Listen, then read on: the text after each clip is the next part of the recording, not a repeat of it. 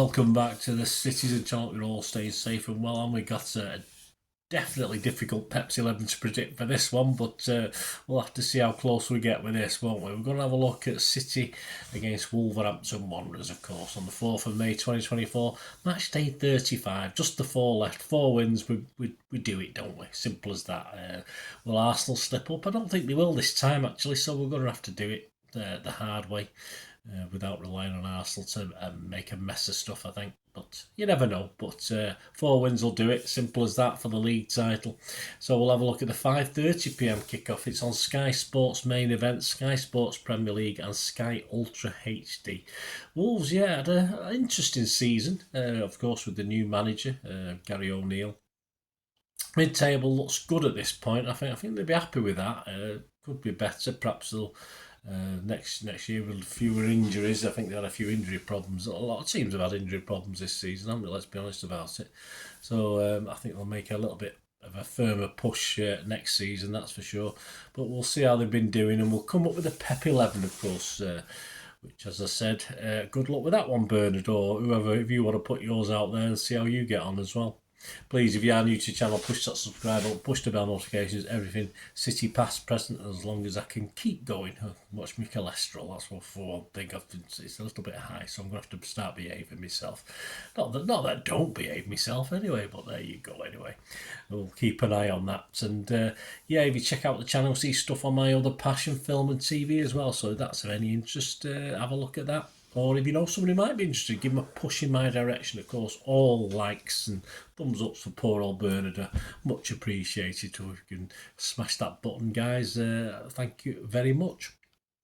Right, Wolves, yes, last 6 in the league, all right, mixed bag. Burnley 1, Wolves 1, Wolves 1, West Ham 2, Forest 2, Wolves 2, Wolves 0, Arsenal 2, Wolves 0, Bournemouth 1, and finally a win last time out. Not had many of those over the last 10 or 12 games. Wolves 2, Luton 1. After us, just a couple of games for them. They're a match day less, of course. They've got Palace at home. Possibly a draw on the way there, and they got Liverpool away, who look as though they've thrown things away at the moment, so it's perhaps not as important as it looked a couple of weeks ago. Their top men, Kuna has 13 goals, 8 assists. Hee-chan, the old South Korean, I talked to Mike about him, 12 goals, 3 assists. Lamina, 5 goals, 1 assist. Sarabia, 4 goals, 10 assists, and there is a rumour Neto might be coming back and fit for this, but I still believe he's going to be later in May, but we'll see. He might suddenly appear. He's had a hamstring injury, so I don't think, I say, a couple of people I've been looking at over the last couple of days have said Neto might play in this, but it's still very doubtful as far as I'm consider. Gary O'Neill should be happy, I think, with his first season stint at Wolves, considering as I said, the problems, losing a couple of key players and injuries all season. And of course, one of his highlights remained that being the first manager, of course, to coach a team to beat the treble winners, wasn't he? Our first loss, of course, at Mull. I was there that day. It was quite painful, and I wouldn't say they didn't deserve it, in fairness. He's banned from the bench for this one as well, guys, so he's picked up enough bookings to be obviously in the director's box wherever he's going to sit, but he's not on the bench for this, so that could be a help to us. And after a sluggish start, Wolves, he managed to keep them around mid-table spot. They looked a potential outside chance of Europe a few games ago, but they've had a terrible run over the last 10 or 12 games, only winning a couple of them. So they currently stand 11th, played 35 with 46 points. And of course, the win against Luton last time out was the first since the 9th of March in all competitions. So they've struggled recently. So they're not in form. Away from Molineux, they've done okay. They picked up 19 points, 5 wins, 4 draws and 8 losses. So they're actually better. They're 11th in the normal league, but if you take just their away form, they're actually 10th. So they're not too bad. But with only Pride to play for, it's hard to see Wolves worrying City too much as long as we're on the ball. But of course, O'Neill would love a league double to derail our title hopes. But surely we'll be too strong. So that brings us to our boys, doesn't it? That brings us to a Pepsi 11 that's very hard to predict this week. What was the squad against Forest like? Well, the starting 11 was Edison, Walker, Akanji, Aki, Gvardiol, Rodri, Bernardo, De Bruyne, Doku, Grealish and Alvarez. On the bench, we had Ortega, Carson, Stones, Kovacic, Haaland, Gomez, Nunes, Bob and Lewis. I'm recording this, of course, on the Wednesday afternoon, so they did report back for training today after a couple of days off. I've not seen any training pictures yet, so no news on Edison, stuff like this. No news on whether Phil and Ruben have recovered, which I assume it's not. It's sort of one of these 24, 48 hour things as KDB struggled with, didn't he, recently. So I'm hoping no other players have picked it up, and I'm hoping that Phil and Ruben are returning, although obviously in my 11, I'm not sure if Diaz will get a start after the way Akanji and Aki have been pairing at the back. So as long as no one else has fallen ill, Diaz and Foden should be at least available for the squad. Edison, as I said, might be the problem, but it appears that Erling is back and he's raring to go by the looks of it. We're hearing stories of him carrying little injuries and not performing, but he looks as though he's up for it now and he's fully fit, hopefully. So let's hope that goal against Forest will inspire him. Rodri and Grealish should rarely, for me, ever be on the pitch together, unless it's a dead rubber or an easier game than perhaps games at Forest, that's for sure. But I'll have one or the other, but I'm not happy with both just at this point in time, not the way the team plays. Walker, I think, needs a rest, but will Pep rest him? That's the thing. I mean, will he put the pressure on, say, Stones to come back in or Lewis to play in that position? Gvardiol is possibly now on one of the first names, if not the first name on Pep's team sheet every week. You can't see Gvardiol missing many games between now and the end of the season. Kovacic definitely needs more time. It's whether Pep will find the games to play him. I'm not too sure Wolves at home is a game that will need Kovacic. I think we'll certainly need him at probably the away games, Fulham and Tottenham. And obviously we'll see what happens for the last game. But we need it for the tougher games. We certainly needed him on against Forest, and he made a big difference when he did come on. Stonesy, surely. But as time and injuries finally caught up with him, as Pep just sort of put him now on the back burner, even when he does play, he's got Akanji roving into that midfield position. So that key role that Stonesy played last season just doesn't seem to be happening this year, and perhaps that means we won't see much of him between now, the next 5 games. I'll be surprised to see others being more than bit part players, which includes the likes of Oscar Bob. I can't see him doing much.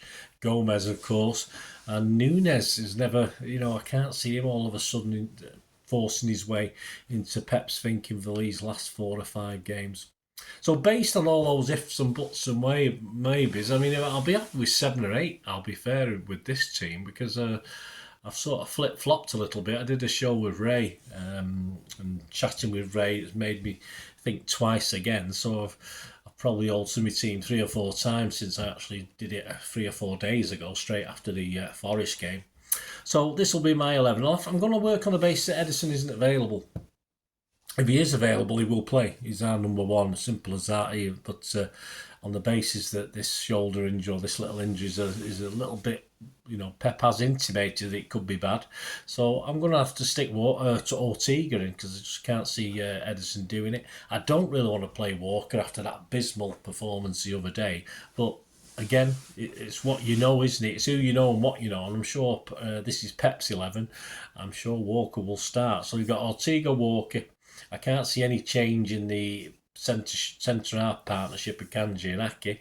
As I said, Gvardiol is one of the first names on the sheet. So Diaz is going to miss out, of course. Rodri in front, obviously not going to be any change there. And it's interesting, if there's no Kovacic, obviously we're a bit bolder, aren't we? Because hopefully we can see KDB and Foden both starting. So KDB, Foden and Bernardo all starting this game. Bernardo's got to play, surely. Which means only a couple of spots, doesn't it? So if he's not going to give Doku a start, which he may do against Wolves, and Ray sort of hinted at me about Alvarez is in Pet's mind most of the time, and I thought he played better actually against Nottingham Forest. So why not? So I will go Alvarez. I would have thought I was bordering on Doku, but I'll go Alvarez. And of course, Haaland's got to start this. I can't see him being on the subs bench for this one. I think he's going to start it. So Ortega, Walker, Akanji, Ake, Gvardiol, Rodri, KDB, Bernardo, Foden, Alvarez and Haaland. A very attack-minded team, I think. We do need goals. It won't do any harm getting some goals, will it? That'll leave on the bench Diaz. Yeah. Yes, could possibly play. I have no qualms at all about Diaz playing. But based on Forest, I'd say no. Lewis, of course. Kovacic, for the reasons I've already given. Grealish, just not for this game. Grealish will have his uses. I don't think it's for this. Doku, as I've already mentioned again. Of course, Carson, Gomez, Nunes and Bob are all not going to get a game, I don't think. So there you go, guys. Let me know your starting 11. As I say, I'll be back with 7 or 8 of those. And as I say, no doubt, 1 or 2 I wanted to put in that Ray put me off doing. I'll end up playing. But let me know your 11 and let me know what you think, guys. Any changes to that 11? Predictions: Andy Morrison. Wolves have been good this season, he said, but for injuries, I think they will have finished in the top 8, possibly. They beat us 2-1 at their place, it did. And if Kuna and Neto are back, I don't think Neto is, but this could be a tricky game. But I see he's eventually grinding them down and winning by a couple of goals, so it's not improving the goal difference much. Andy's predicting a 3-1 City win, which you can get average about 11-1 on that one. For me, I'm hoping for a clean sheet this time, whether Ortega or Edison are in goal. And I'm going for what turned out to be the most popular scoreline. I didn't know that when I thought about it. I'm going for a 3-0 win, which is 11-2. So what are the rest of the odds looking at? These are all prices based at the 29th, 30th of April 2024. To win the Premier, of course, City. You can still get 2-5 on City now to win the Premier League, but normally 4-11 in most places. Arsenal, again, not much change with Arsenal. They're available at 9-4. They were 12-5 generally last time out. Liverpool, you can just forget now. They've gone out from 55-1, and the bookies have got them at 500-1 now. So Liverpool fans, if you're confident, fill your boots, put 50p on, you win £250, 50p back, won't you? Wolves top 10, yes. The bookies don't think so. Say they've only got 3 games left, 4-1. Bottom 10 finish is 2-9 on, so not much value to be gleaned from that one. The match odds, these are high. I mean, for a team of Wolves, for a mid-table team, this is shatteringly low for City. City 1-9 on. That's disrespect to Wolves there, I think. A draw is 10-1 and a Wolves win is 22-1. Yeah, I mean, I'd have to agree with them, but those odds are not giving anything away, that's for sure. Other popular scorelines, you can get to a 2-0 City win at 6-1.